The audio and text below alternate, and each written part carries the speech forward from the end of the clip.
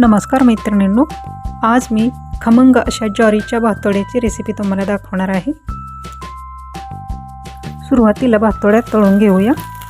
भातोड्या पहा कशा दुप्पट तिप्पट फुलत आहेत आणि पांढऱ्या शुभ्रही झाल्या आहेत।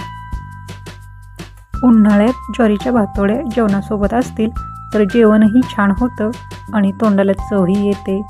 आवर्जून सगळ्यांनी बनवाव्यात अशा ज्वारीच्या भातोड्याची रेसिपी अगदी सोप्या पद्धतीने मी तुम्हाला सांगणार आहे। त्यासाठी व्हिडिओ शेवटपर्यंत बघा। चला तर मग रेसिपीला सुरुवात करूया। इथे मी 2 किलो ज्वारी स्वच्छ नीट करून घेतलेली आहे। ज्वारी एका मोठ्या भांड्यात घेऊन भरपूर असं पाणी टाकून स्वच्छ धुवून घ्यायची आहे। ज्वारी धुवून झालेली आहे। आता एक मोठा डबा घेऊन धुतलेली ज्वारी डब्यामध्ये टाकून घ्यायची आहे आणि आता भरपूर असं पाणी टाकून ज्वारी 2 दिवस भिजत ठेवायची आहे।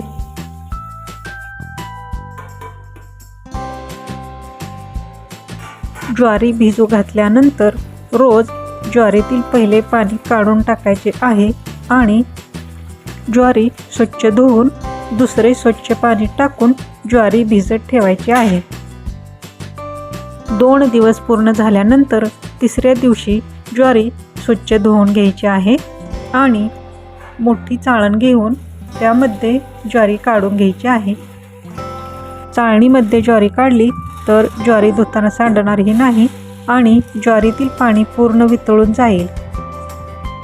ज्वारीतील पूर्ण पाणी वितळल्यानंतर ज्वारी घरातच फॅनसमोर वाळत घालायची आहे। ज्वारी अशी पातळ पसरून घ्यायची आहे, म्हणजे अर्ध्या पाऊण तासात ज्वारी सुकून जाईल। ज्वारी फार वाळवायची नाही, थोडीशी ओलसर असतानाच ज्वारी आपण दळून घेणार आहोत। हे पहा ज्वारी सुकलेली आहे। ज्वारी हाताला गार लागत आहे अशी ज्वारी मी आत्ता दळून घेणार आहे। मिक्सरचं मोठं भांडं घ्यायचं आहे आणि त्यामध्ये ज्वारी दळून घ्यायची आहे। ज्वारी आपल्याला मिक्सरवरच दळून घ्यायची आहे। ज्वारी भिजलेली असल्यामुळे ज्वारी दळायला फार वेळ लागत नाही, लगेचच ज्वारी बारीक होऊन जाते।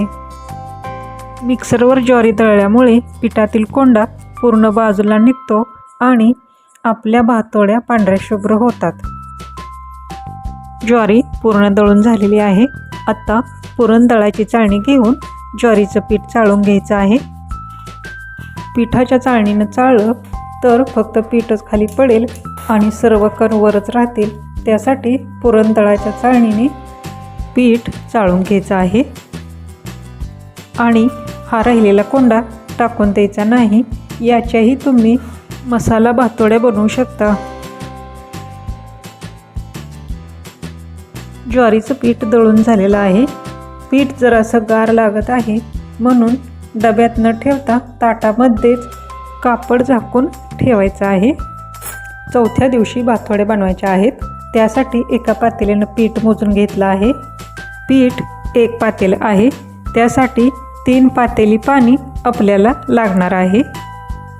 जाड बुडाचं मोठं पातेलं घेऊन पातेल्याच्या बुडाशी थोडंसं तेल पुसून पाणी टाकून घ्यायचं आहे। इथे मी पाण्याचं 4थं पातेलं घेतलेलं आहे आणि त्यामध्ये ज्वारीचं पीठ ओलं करून घेत आहे मी। ज्वारीचं पीठ हाताने असं पूर्णपणे हलवून घ्यायचं आहे, म्हणजे त्यामध्ये कुठं पीठ कोरडं राहणार नाही किंवा पिठाच्या गाठी होणार नाहीत। इथे मी गार पाण्यानेच पीठ ओलं करून घेतलेलं आहे।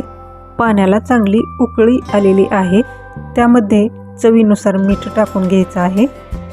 ओलं केलेलं ज्वारीचं पीठ पटकन यामध्ये टाकून लगेचच हलवून घ्यायचं आहे। गॅस फुलच ठेवून पीठ असं सतत हलवत राहायचं आहे। पीठ अगदी बुडापासून व्यवस्थित हलवायचं आहे।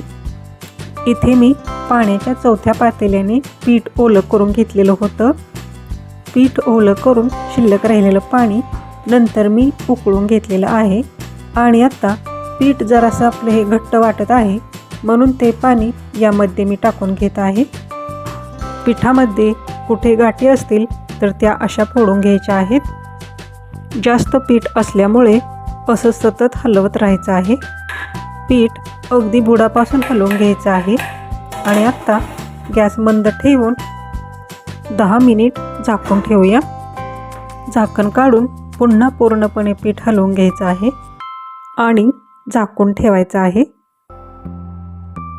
पिठाला अशी साय आलेली आहे आणि पिठाला चिकटपणाही आलेला आहे, म्हणजे आपलं पीठ शिजलं आहे. आत्ता यामध्ये 25 ग्राम जिरे टाकून घेतली आहे आणि पूर्णपणे पीठ हलवून घेऊन जिरे मिक्स करून घ्यायचे आहे. जिरे टाकल्यानंतर 5 मिनिटं पीठ शिजवून घ्यायचं आहे. पिठाला चांगला चिकटपणा आलेला आहे, म्हणजे पीठ चांगलं शिजलेलं आहे. आणि आत्ता उन्हामध्ये भातोड्या घालून घ्यायच्या आहेत. भातोड्या फार पातळ नाहीत बनवायच्या. 1 पातेलं पीठ शिजवण्यासाठी 4.25 पातेली पाणी इथे मी वापरलेलं आहे. ज्वारीचं पीठ शिजवण्यासाठी इथे मला 1 तास वेळ लागलेला आहे. पीठ छान शिजलेलं आहे आणि भातोड्याही छान झाले आहेत. गरम पीठ आहे तोपर्यंत भातोड्या पटपट घालून घ्यायच्या आहेत. अशा पद्धतीने ज्वारीच्या भातोड्या बनवून तयार झाले आहेत. रेसिपी आवडल्यास मनीषाज किचनला लाईक आणि सबस्क्राईब करा विसरू नका.